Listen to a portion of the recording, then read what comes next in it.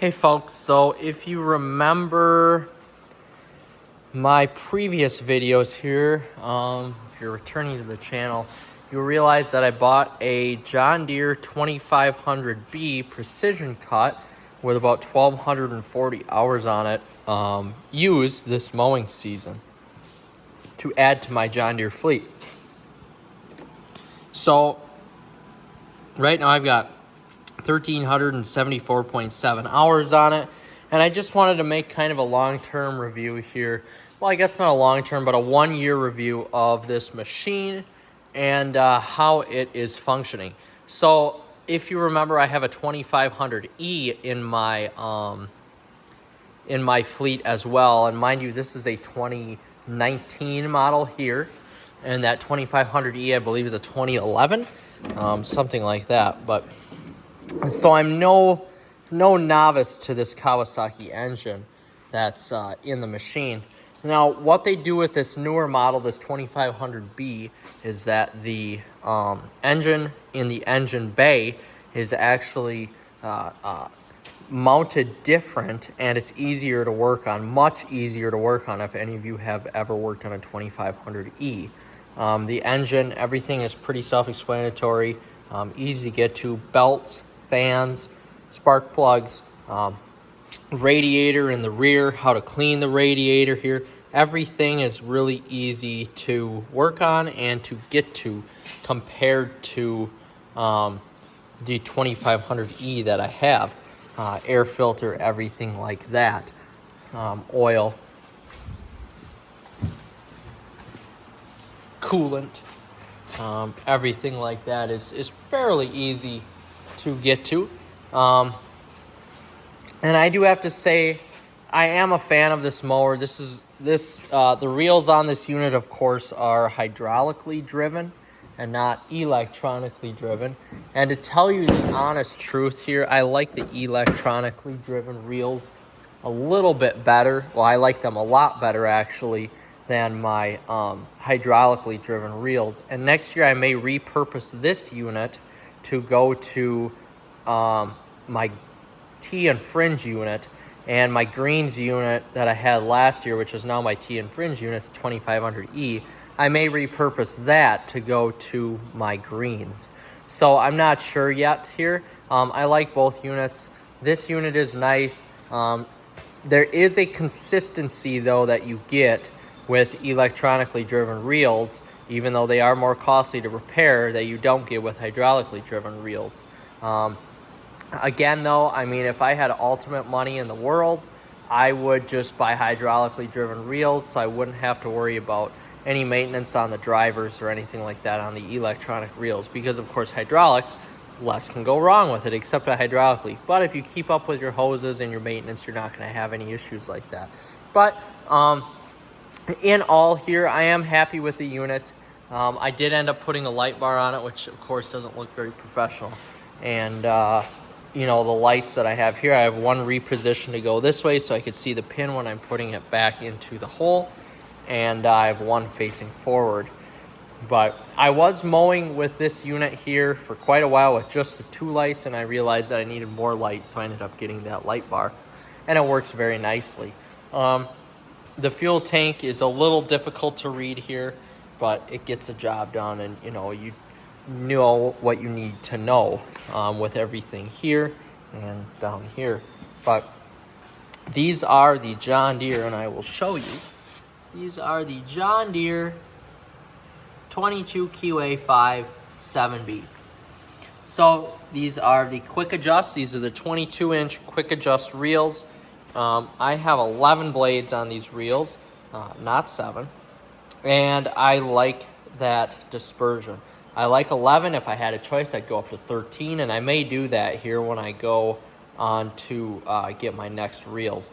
But there are some pros and cons to this unit. Of course, you get brushes on the back, just like the electronically driven cutting units on my 2500E. And these are easier to adjust. They're a little bit tougher to work on considering where the grease zerks are compared to the 2500E cutting units, but that can be made up with with the overall quality of the machine. So everything's easy to adjust here with the quick adjust reels. Everything's easy to adjust here for height of cut. The height of cut on these quick adjusts here are much better than on the electronically driven 2500E that I have. Of course, height of cut adjust there, you just take this bar off, you can adjust your height of cut, and it even shows you right there how to adjust your height of cut. It's very, very simple. You can basically do it on the fly, really, and it gets it done. You just have to make sure everything's greased on these units here. One thing I don't like about this unit here compared to the other 2500E unit that I have, the grease zerks down there, we can kind of see grease zerk in there is a little bit tougher to reach because of the fact how the unit here hangs and it holds the reels together, and how the buckets are positioned here. Of course, you take the buckets off when you service the unit, but these buckets are a little bit tougher to put on compared to the other unit. You have to make sure, especially when it's dark out, it's tougher to see. You have to slide those inserts on the end into each one of the sides, and then you have to clip in right there. After you get a hang of it, it's not that hard, but it's not as easy as just sliding the unit like this rear one. It's not as easy as just sliding the unit into place like the rear one and on the 2500E. But I would say that hassle there, and you have this too, which is really easy. Some of the hassles here of greasing it and actually servicing it, the cutting units here are made up with the fact that everything on this is quick adjust. The height of cut, the reel to bed knife, the back lapping, the height of cut for the front roller here, just servicing the rollers. Everything about them is a little bit easier. Now, one thing I do have to say here, the roller can be a little bit of a pain to take off sometimes, especially the front, due to its complexity here with the quick adjust system is what I found. So I'm not a huge fan of that. You know, everything has its pros and its cons, but overall, though, I'm happy with it. I've had no engine problems with it yet, knock on wood. It's got 1,300 hours. I'm hoping to get 5,000 hours out of this unit here. I spent some change on it, so I need to see a return on investment. You can see I'm also missing some of the lugs here. And to tell you the truth, that's been an issue on all my John Deere Triplex units. That's another con, I guess, but that's more user error than anything else. But overall, I'm happy with the unit. I know I can get 5,000 hours out of it, and you guys should seriously take a look into it. You know, you have your pros, you have your cons. I'm not a huge fan of John Deere service. That's another con I need to touch on, and the price. You know, you're paying for the name here with this unit, with the John Deere, and sometimes it's not always worth it, and John Deere service sucks. Let me tell you that. I have had no real good service examples from John Deere. The service sucks. Let's just put it that way.